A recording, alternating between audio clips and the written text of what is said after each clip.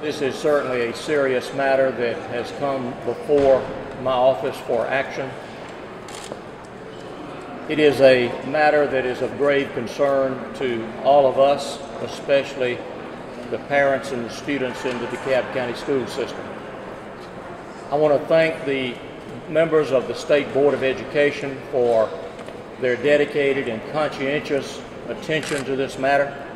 As you know, they have worked hard as they considered the merits of the issue that was put before them. The stakes are indeed high. The future of almost 100,000 students who are in the DeKalb County school system is indeed something we cannot take lightly. Therefore, I will be signing an executive order today accepting the unanimous recommendation of the Board of Education of the state of Georgia that 6 members of the DeKalb County Board of Education be removed from office. And I will enter that executive order later this afternoon. I will also be appointing a nominating committee to recommend replacement of board members that have been removed. That committee shall consist of the following individuals: Mr. Keith Mason, a current member of the State Board of Education from the congressional district in which the school board at issue is located, who will serve as chairman.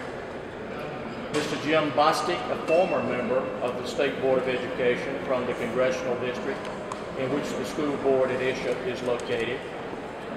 Ms. Sadie Dennard, a representative from the DeKalb County Chamber of Commerce.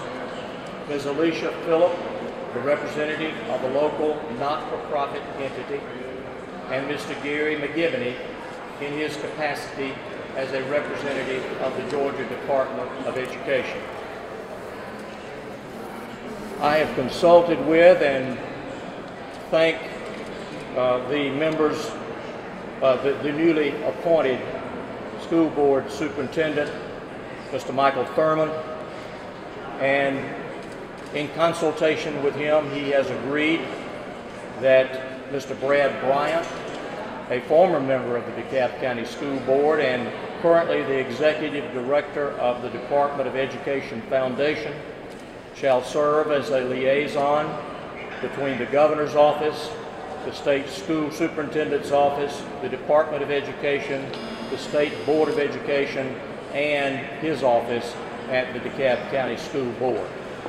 I thank Mr. Thurman for his conscientious way that he is handling this issue, and our discussions will be ongoing.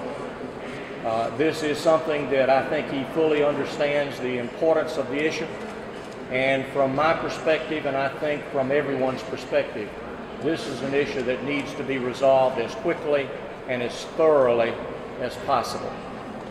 I want to thank the members of the delegation, both the House and the Senate, who represent DeKalb County, for meeting with me and to discuss their concerns and their points of view. We did so earlier today, and for those who are standing here with me today. I will open it up at this time for your questions.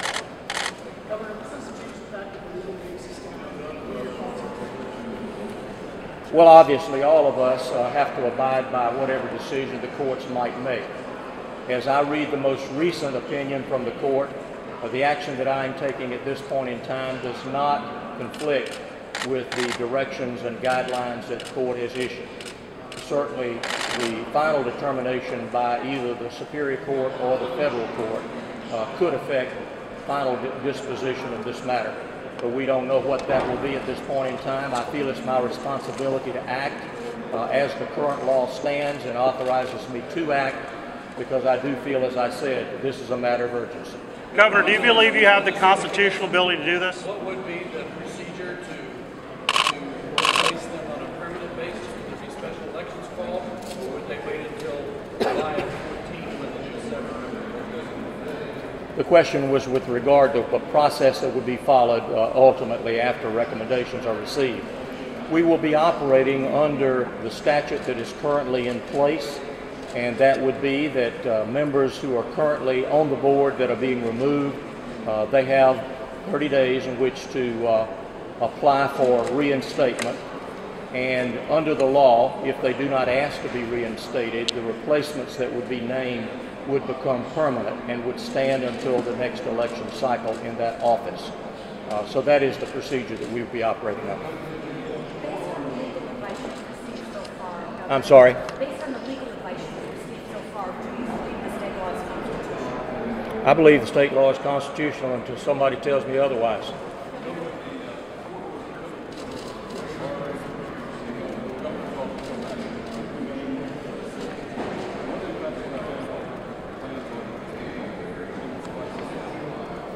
Well, obviously, we will abide by whatever the court finally determines.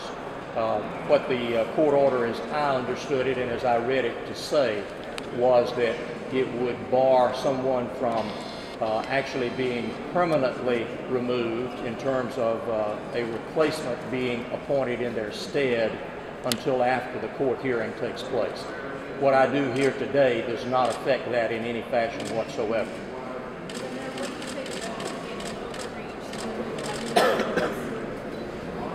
What would I say to those who say that this is overly overreach as to elected officials? Well, you know, this is always a difficult issue. Anytime that a level of elected office imposes in the arena of another elected office. However, this has been the law. It was initially passed in 2010 in reaction to situations that had developed at that point in time. It was refined in 2011 to make its reach a little broader. This is the law that has been passed by the General Assembly and signed into law, the initial bill being signed by my predecessor in office. So we're operating under the process that is before us. And I think that it's certainly something that all of us could say, well, and maybe there is a better way. The reality is this is the only way that is open to us at this point in time. Governor, have you given any guidance, or will you give any guidance to the nominating panel when it comes to either party or race? To the nominating committee itself as to any their kind of guidance, recommendation? whether, you know, in the Democratic county, Democratic members, or anything along those lines? I would ask them to be sensitive to all of those issues, but I do think that there are factors that need to be considered by the nominating committee, just as the voters themselves would make considerations when they go to the ballot box. I would also ask them to be mindful of the opinion of the state school board, and if necessary, perhaps consult with them as my office has done since the hearing this last week. Effective when? You're suspending them, effective or based on what time? Or? It will be effective this afternoon when I sign the executive order. Governor, you characterize this as a serious issue of the decision you didn't make lightly. What does this mean to the state as a whole? Well, what it means to the state as a whole is that all of us take the issue of keeping our schools accredited as being something that requires the highest degree of attention. As far as the state as a whole, we have other situations that currently exist with regard to similar matters, one that is still pending before the courts.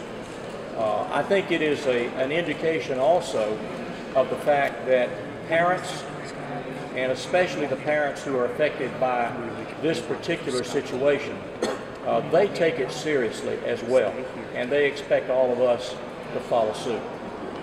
What was the strongest argument that you reviewed? As you did review the various determinations, what in your mind is the strongest, most compelling thing to do what you did?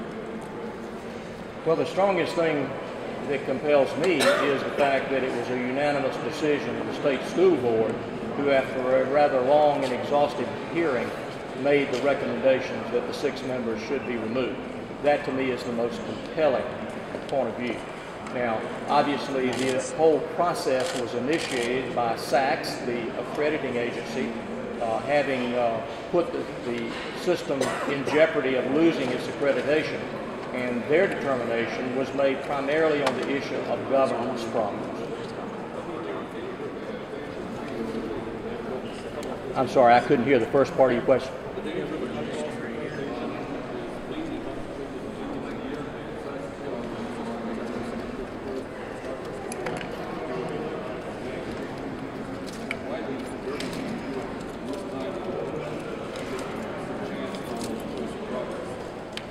Well, the urgency in my mind is this, is that we don't need to leave this cloud hanging over the students and their parents any longer than possible. And it may be that it takes longer than the time that SACS will revisit in May before this matter is finally worked out. But I think the sooner the process and the procedure that will be followed in the event I am allowed to proceed forward, I felt like in all fairness, everyone needed to know what that process and what that procedure would be. And that's the purpose of the executive order that I will enter today. Thank you all very much for being here.